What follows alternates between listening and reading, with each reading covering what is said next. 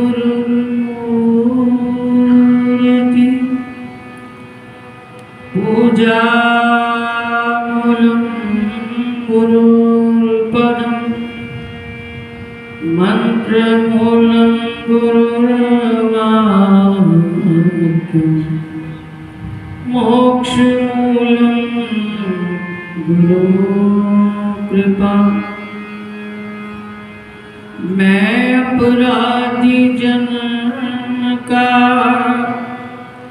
नक्शिक भरा विकार, तुम दाता दुख बंदना मेरी करो संभाल। नम्रता और दीनता से भेंट सतगुरु लीजिए। मैं हूँ शरणागत तुम्हारी, दास अपना कीजिए। मैं हूँ शरणागत तुम्हारी, चरणों में रख दीजिए। बोलो साचे दरबार की जय, श्री नगली निवासी भगवान की जय, बोलिए श्री स्वामी जी महाराज की जय।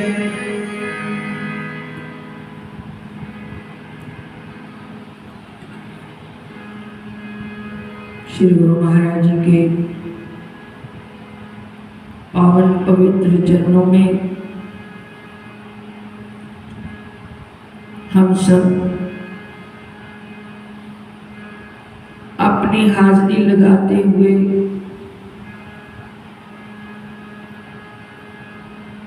जीवन की कुछ कड़वी सच्चाइयों को सुन रहे हैं।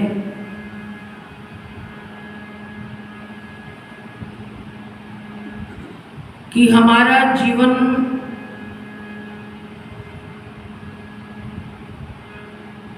की जो आज रूपरेखा है, उस रूपरेखा की आधारशिला पूर्व जन्म में हमारे द्वारा तैयार हुई।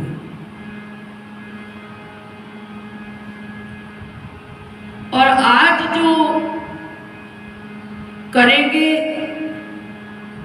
फिर ये भविष्य की आधारशिला है।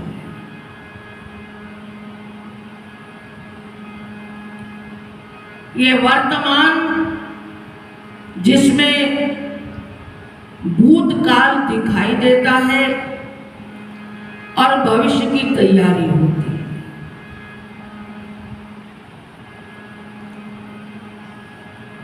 सुख की घड़ी जब जीवन में नसीब हो तो आत्मा से आवाज आती है, कोई ना कोई जरूर मैंने अच्छा कर्म किया।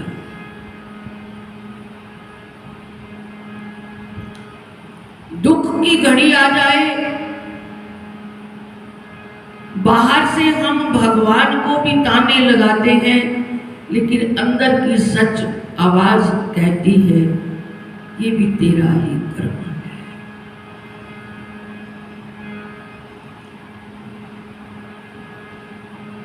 चाहे श्री रामचरितमानस को पढ़ो, गुरु ग्रंथ साहब की वाणी को सामने रखो, गीता का उपदेश, तीनों का संदेश एक है। श्री रामचरितमानस में तुलसीदास जी कहते हैं, कर्म प्रधान विश्व कर राखा, जो जस करे सो तस फल चाखा। ये विश्व, ये संसार कर्म प्रधान है। इसमें जो कुछ भी हमारे और आपके जीवन में है वो कर्मों के द्वारा तैयार हुआ है। कर्म प्रधान विश्व कर राखा, जो जस करे सो तस फल चाखा। जिसने जो किया है वो आज उसका फल कभी मीठा कभी कड़वा खाने को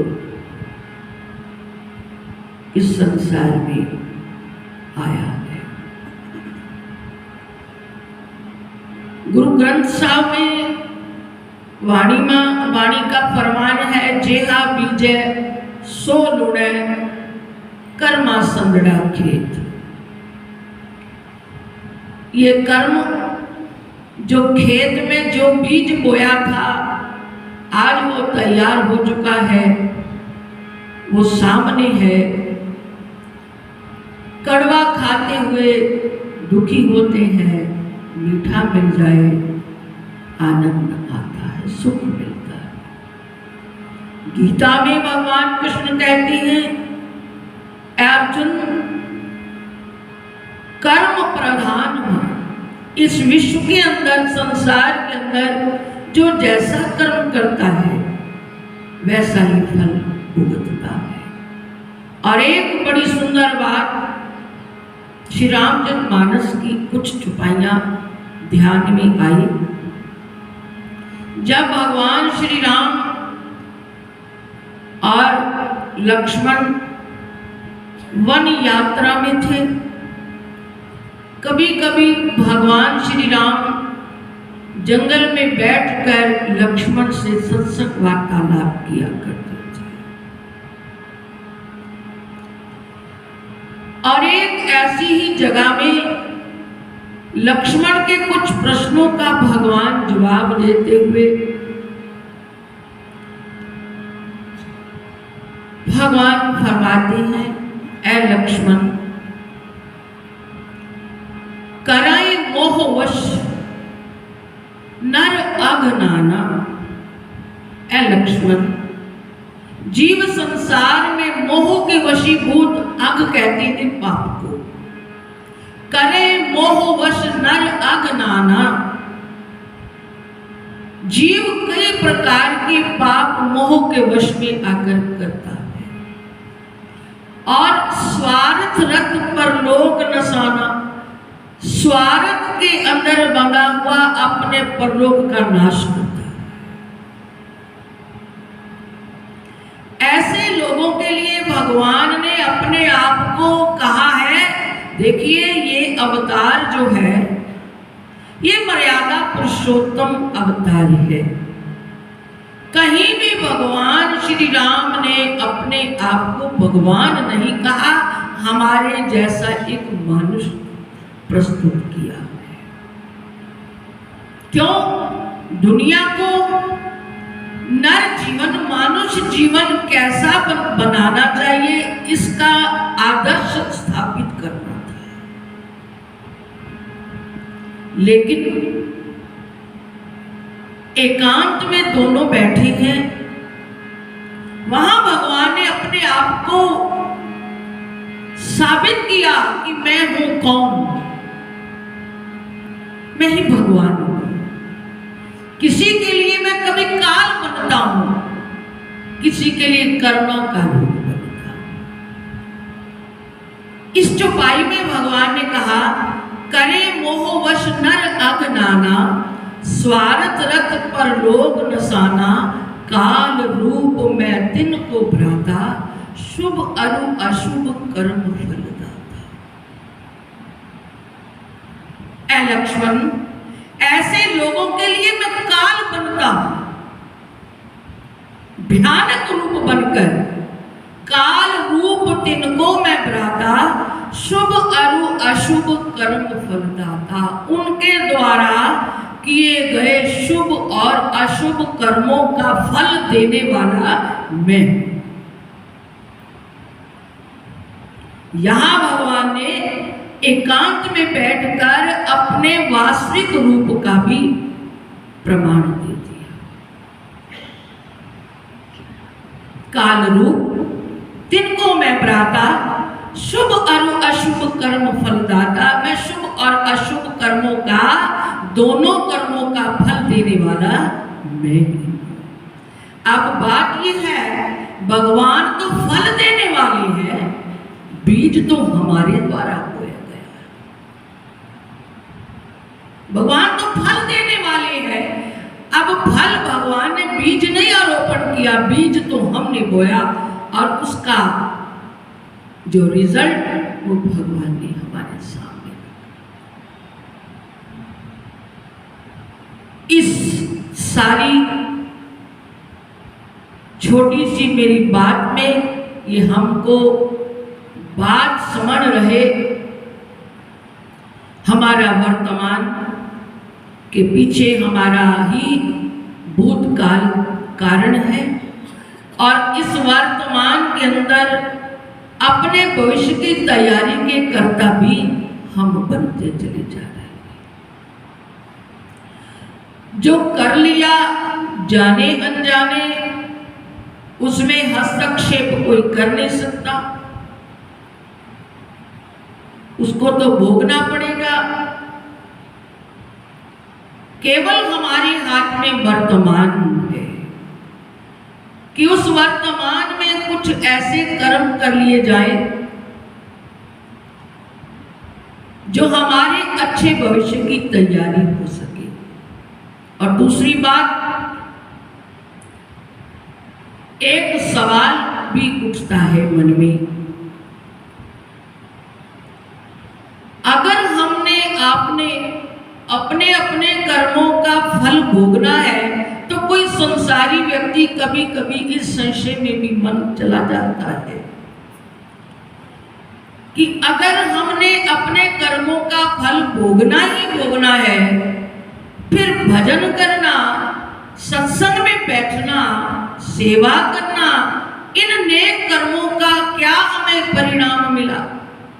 इनका फल भी तो हमें कुछ मिलना चाहिए। कौन नहीं चाहता? निष्काम हम है नहीं, स्वार्थी है। जो भी करते हैं पीछे कुछ ना कुछ स्वार्थ छिपा है। करोड़ों में कोई ऐसा प्रभु का अनन्य भक्त होता है जो किसी कामना से घिरा हुआ नहीं, निष्कामता उसमें दिखाई देती है। तो क्या हम इस जीवन में जो कर रहे हैं उनका प्रभाव क्या है? प्रभाव ये है कि हमारे वर्तमान के अंदर किए गए अच्छे कर्मों से कुछ तो हमारे अंदर पूर्व जन्म के द्वारा तैयार हुए कड़वे फलों को खाने की हमें कुछ शक्ति मिलती है, बल मिलता है उन दुखों को बर्दाश्त करने का। और कुछ वर्तमान के अंदर अच्छे कर्मों से, भजन करने से, सिमरन करने से, ध्यान करने से उन कर्मों का प्रभाव सूक्ष्म भी देता है। समय आएगा वो फल मिलेगा, वो निश्चित है। लेकिन जैसे कहते हैं सूली का कांटा बन गए, किसी को सूली बनने की, मिलने की तैयारी हो, उसका कर्म उसको सूली की सजा सुनाने वाला है और सूली की जगह उसको मात्र रास्ते का एक कांटा चुभने के बाद वो पीड़ा को कहे कि मुझे क्या मिला, आज कांटा चुभ गया। नहीं, वो भूल गया तेरे अच्छे कर्मों की बदौलत आज तेरी सूली एक कांटे में भी बदली हो सकती है। इसलिए भजन, सिमरन, नेक कर्म, अच्छे कर्म करने का परिणाम हमारे और आपके जीवन में शुभ ही शुभ होगा, अशुभ नहीं। बस हम इन कर्मों के प्रभाव से अपने आप को थोड़ा थोड़ा सुरक्षित भी कर पाएंगे, बचा भी पाएंगे और अपने वर्तमान कर्म हमारे अच्छा भविष्य भी तैयार करें। इसलिए सत्संग में बैठकर जो भी हम श्रवण करते हैं मनसा वाचा कर्मणा, उसको जीवन में उतारने का भी गुरु महाराज से प्रार्थना करते हैं। हे गुरुदेव, आपकी शरणागति में आने वाले हर एक की बुद्धि आप प्रेरक आप हो। गीता में भगवान कृष्ण कहते हैं अर्जुन, बुद्धि का प्रेरक हूं मैं। लेकिन वो बुद्धि सद्बुद्धि में बन जाए, बुरा कर्म करने से बचे, नेक कर्म की राह पर चल पाए, क्योंकि ये जीवन बेशकीमती है। अनेक कर्मों के, शुभ कर्मों के परिणाम स्वरूप ये मानव जीवन हमें प्राप्त हुआ है।